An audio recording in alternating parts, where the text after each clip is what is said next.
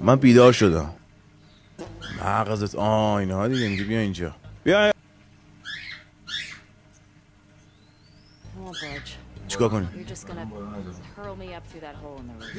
خیلی خوب چیکار کنم؟ بیا. آروم بکش. آروم بلند کن. بلند کن.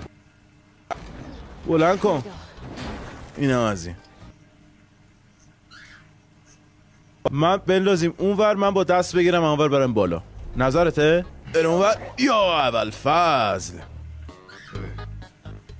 برو. اوف. 100 دفعه گفتم نباید بریم تو این مغازه. بودو بریم یخ زده. بودو بیا. دریاچه یخ زده. بودو بیا. خیلی خوب دیگه برو داریم میایم دیگه. چرا من نمیتونم توم برم؟ برو. من جلو هم دیگه. دختر تینا. دینا. ای دینای اسبش کو. خب اسبه باید یه خطی رو برف بذاره. وای سردرگمی سرما. بیا جلو. ای وای کجا باید بریم؟ عشقم بله اینجا. بله. وای خدا رو شکر پیدات کردم. خودمون حالا چی؟ با اسب یخ زدیم. یه چایی درست کن بخوریم با کتاب. اگر همون موقع میمده میرفتیم الان رسیده بودیم کمپمون، نه اینکه اینجا علافه ایرون بشیم. میفهمی؟ اگه چیزی شد با خونم که پاشیده میشه بهت پیام میدم. زنجیره چی میگه؟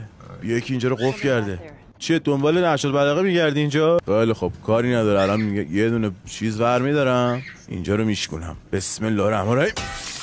ایول بنازم خنزل و پنزل. کیبورد رو ببین.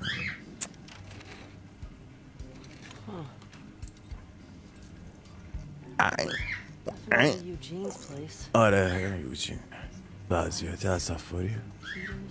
بیا اینجا چیزت دستگاه جوشکاری که برق میده بیرون. تو این سرما نمیشه.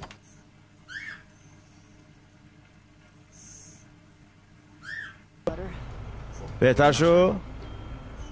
کف کردی نه؟ عشق کن. ایول این میزه که دنبالش میگشتم اصلا درست کنم. فایر ریتمون رو یه خورده افزایش میدیم. بعد چی شو روغن خردل سس ریخ روش فایر ریتش رفت بالا.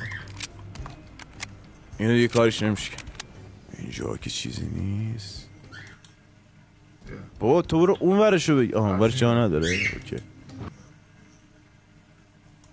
اینم راپله. بریم. چیه و چیزی نیاد اینجا. اوه مزرعه ماریجوانا رو ببین. بله خدایش کیفیت هم میبینی. میگم چیزه دینا بیا ماریجوانا رو بخوریم تو سوپ درست کن. برق رو انداختم. رفتیم بچه فصل بهار. نگاه کن تو رو خدا ببین اتوبان به چه روزی افتاده.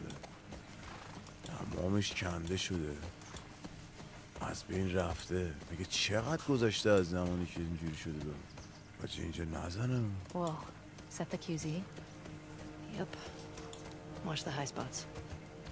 دیواری کشیده بیرون. خیلی خوب بیا دنبال من بیا. آره آره دیگه. چجوری بریم بالا؟